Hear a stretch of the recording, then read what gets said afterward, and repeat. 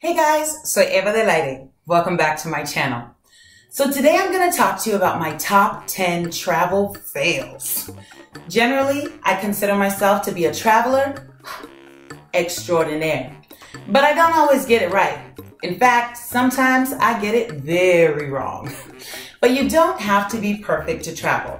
In fact, you just have to be willing to get back up, dust yourself off, and move on to the next adventure. So let's talk about my top 10 travel fails. Number 1, JFK. So I used to live in New York City. Shout out to the East Village, north of Houston. You know how we do. And I did a lot of flying out of JFK, LaGuardia, Newark, all the airports in the New York City area. And I remember one time I was going to an interview in California, and I was flying out of the airport, so I paid for a cab to take me to JFK. I went to check in for my flight. They couldn't find my record locator, and I called the customer service for the airline, and I said, hey, I have a flight leaving today. It leaves in a couple of hours. I was there with a bunch of time to spare, and I said, my reservation's not coming up. And so they look up my reservation, and they say, ma'am, this is JFK. Your reservation is out of LaGuardia. Fail.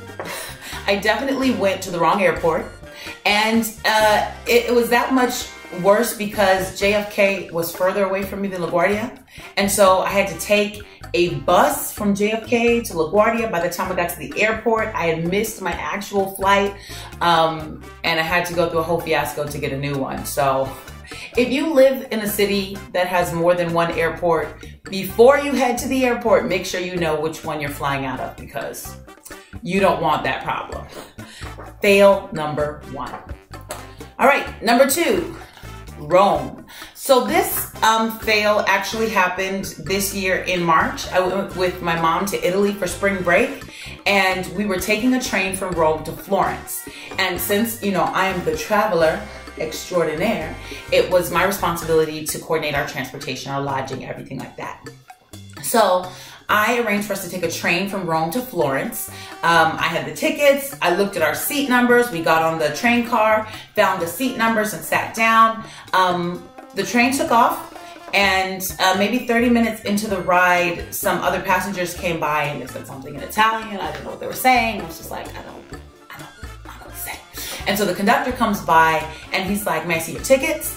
And I was like, of course, the tickets, they match our seat numbers, and they give you the ticket, and you can just resolve this whole thing for us. So I give the conductor the ticket, and he says, these tickets are for car 4. And I was like, okay. I don't know why you're telling me this information. So he's like, this is car 8. And I was like, oh. So I had just been looking at the seat numbers, but I didn't look at the car number, because on a train, there are different train cars.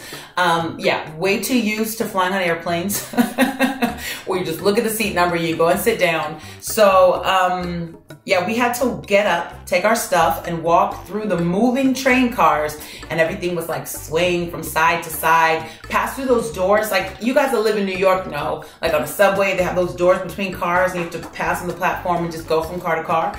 So because of the swaying movement of the train, my mom is motion sick, and she was already sort of doubtful about being on the train in the first place.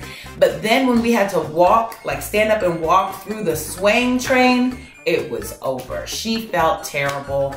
And we were supposed to go and see the Leaning Tower of Pisa that day, but we would have had to take a train from Florence to Pisa, and she just couldn't do it due to that little faux pas of mine, not checking the right train car. So sorry, Mom. We'll see the Leaning Tower of Pisa another time. So that was fail number 2. Fail number 3. So this also happened on a trip with my mom. So we were heading to Sydney. We found a great deal. I think I've mentioned it before, from Atlanta, round trip.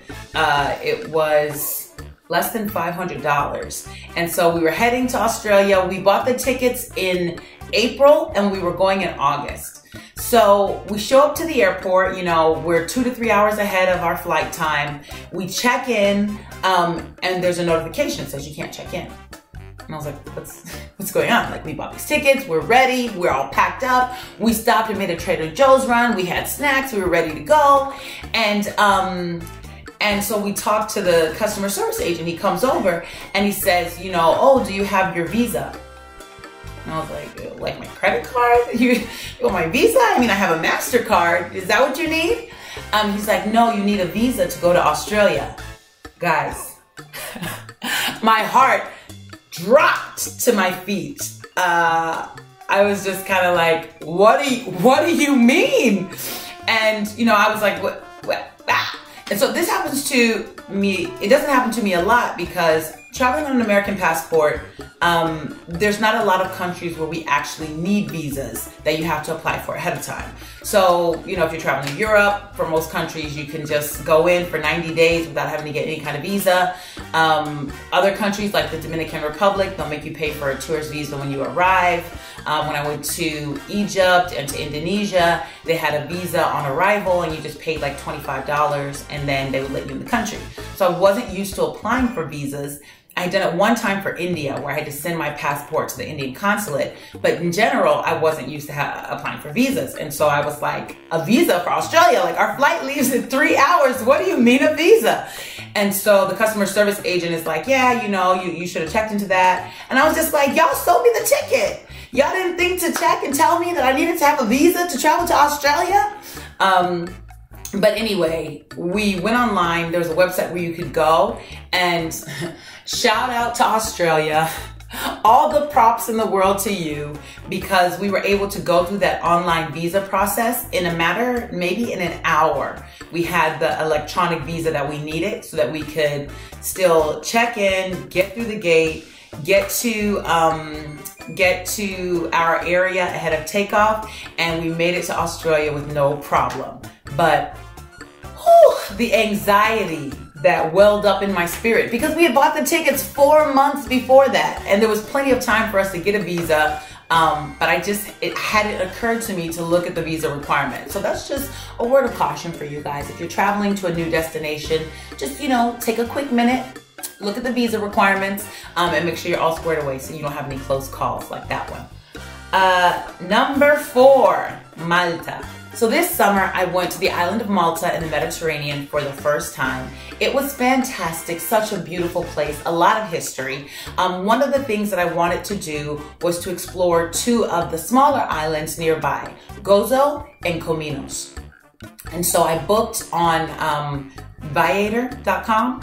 I booked a tour that would be like a cruise boat, and it takes you to the Blue Lagoon, and we would stay there for a couple of hours, and then it was going to take us to Gozo so we could see the Blue Hole and what used to be the Azure Window. And so I was super excited. I was talking to my Airbnb host about it, you know, for the 2 days before I was supposed to go. I wake up in the morning, I get to the bus stop, and I say, you know, let me read, you know, my ticket again, because there were a couple of different times. So it's like on weekdays, we leave at this time. On weekends, we leave at this time. Please be there an hour before your departure time. And so I looked at my ticket, and the time when I was leaving the house, I was supposed to already be there. And I was taking a bus that was going to take me an hour to get there. So I basically wasn't going to be able to get there on time because it was a Sunday and I had been looking at the weekday time. So I lost that tour that I had already paid for. Very unfortunate. But, you know, being a resourceful traveler, I Googled online if there was another way, like a ferry to get to Gozo or Caminos, and they had ferries to both places. And because I would have kind of a short window, I had to decide which one I wanted to go to. So I decided on Gozo because I wanted to see the Blue Hole and where the Azure Window used to be. So I was able to kind of salvage that trip, but I did sink, I mean, it was $30 that I paid for the tour, but I sunk those $30 because I wasn't gonna be able to recover them after I missed the boat completely. And literally, boom. Okay, number 5, Tunisia. Honey, Tunisia. So I have been looking at Tunisia. I found a really great fair, and I, you know, try to take advantage of every opportunity I can to get to the African continent. I've been to Africa 4 times, and of those 4 times, 3 of my trips have been to North Africa. So this was the 4th trip, right, to Tunisia. In Tunisia, they speak French and they speak Arabic. I don't speak French and I don't speak Arabic. And so, you know, I had already made my arrangements. I knew the hostel where I was gonna stay. I arranged with them to send a shuttle to pick me up. I have an international plan on my phone. So according to Sprint, I could use my phone when I got there. And so everything was in place. I got to Tunisia. It was 2:30 in the morning because that was the cheap flight that I found. I looked around and couldn't find the driver with the sign with my name on it. So I walk outside to see if maybe he's in that outside area.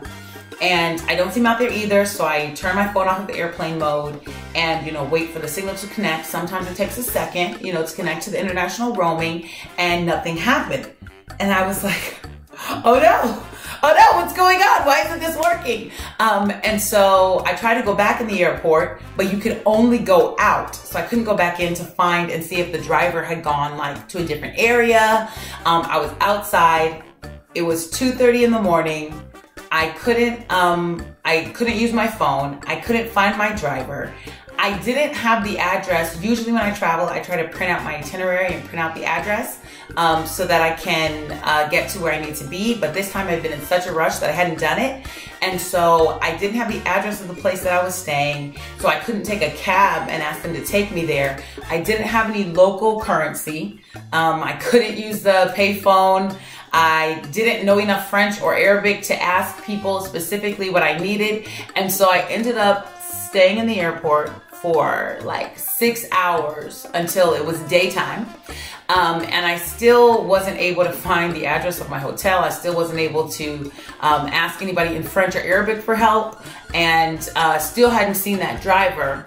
Eventually, a fellow passenger let me use their local cell phone, and I just looked up the address to my hostel, took a picture of it with my phone, and I eventually got to where I was going, but it was a 6-hour journey. It's very unfortunate.